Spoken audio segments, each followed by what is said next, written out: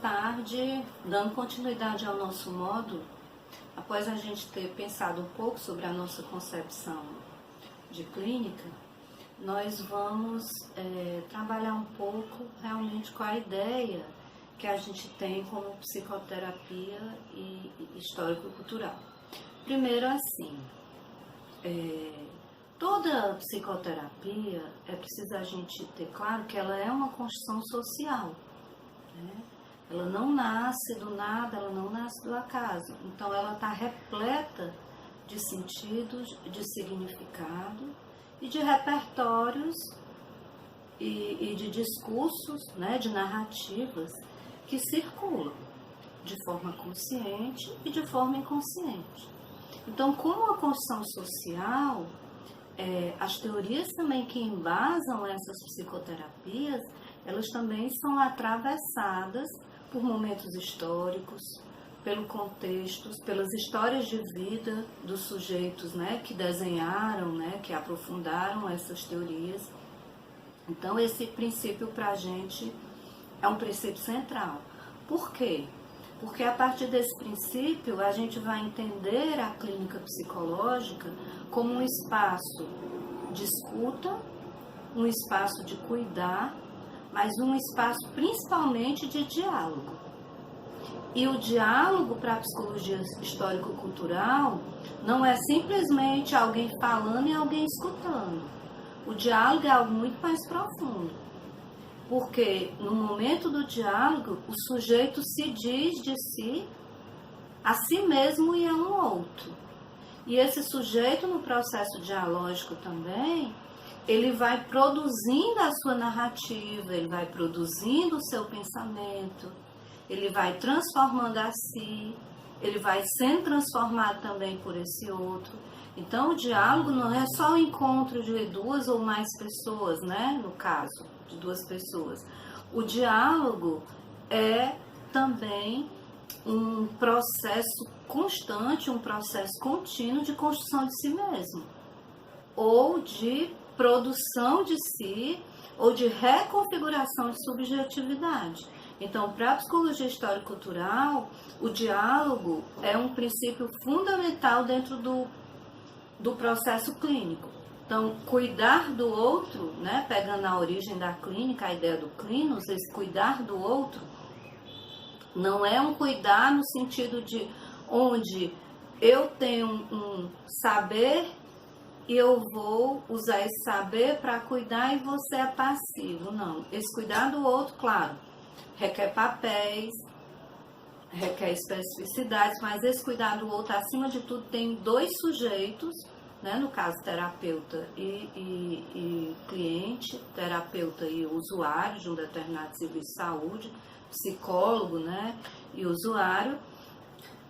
Esse diálogo, ele tem narrativas dos dois lados, ele tem histórias de vidas, ele tem um fluxo intersubjetivo que para nós na psicologia histórico-cultural é muito importante de ser respeitado e de ser considerado no processo terapêutico. Então, quem fala de algo para alguém, né? Então, assim, e quem fala sobre alguma coisa não é alguma coisa no vazio. Então, esses sujeitos que estão em interação, esses sujeitos que estão em diálogo, são sujeitos que emergem em um determinado contexto social, em um determinado cenário, que se produziram no mundo concreto, no mundo objetivo, no mundo real.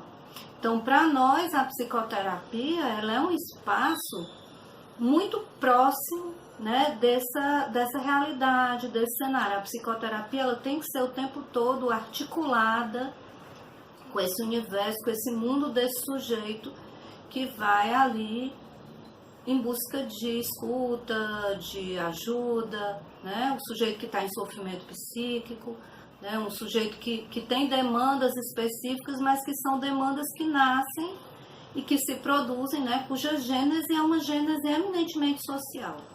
Então, por isso, para nós, a psicoterapia é essa produção e faz diferença a gente olhar para a psicoterapia desse ponto de vista.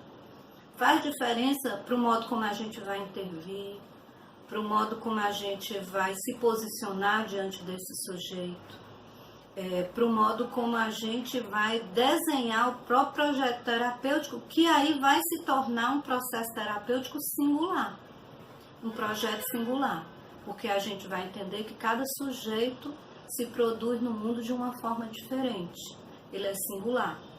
Por mais que ele compartilhe um universo cultural e um universo simbólico, mas a forma com que ele vai aprender ou com que ele vai converter esses elementos culturais em seus processos superiores, essa forma é muito singular. Então, na psicologia histórico-cultural, a gente está o tempo todo olhando para isso. Então, a psicoterapia para nós é esse espaço dialógico, é um espaço de produção de novos sentidos, né? O sujeito que muitas vezes chega em sofrimento, ele vem adoecido, ele vem muitas vezes com ideias limitadas sobre si mesmo, com sentidos embotados, com dificuldade de estabelecer relações, com dificuldade de pensar, com dificuldade, inclusive, de se ver como sujeito na sua própria vida, de se dizer, de se narrar. E aí, esses sentidos, eles estão fragmentados, esses sentidos, eles estão enrijecidos, muitas vezes. E nesse diálogo, nessa intervenção, nesse espaço que também é simbólico, esse sujeito vai se atualizando e vai produzindo esses novos sentidos, vai se reconfigurando também subjetivamente. Então, a psicoterapia para nós, ela também é um espaço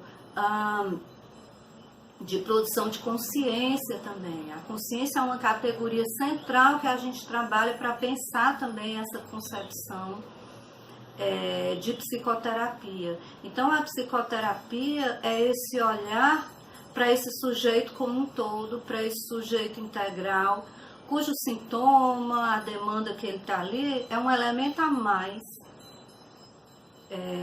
de tudo isso que ele é, dessa configuração. Então, a psicoterapia para a gente também, ela é pensada numa perspectiva de saúde, numa perspectiva de devir.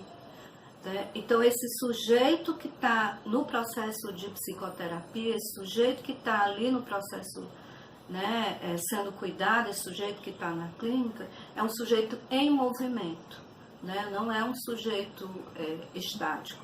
Então, nesse sentido, eu gostaria agora que vocês aproveitassem um pouco isso que eu coloquei acerca da psicoterapia histórico-cultural como uma construção social e como um espaço de diálogo, e que vocês pegassem isso e produzissem algo, escrevessem um pouco mais e dissessem qual é a compreensão que vocês têm.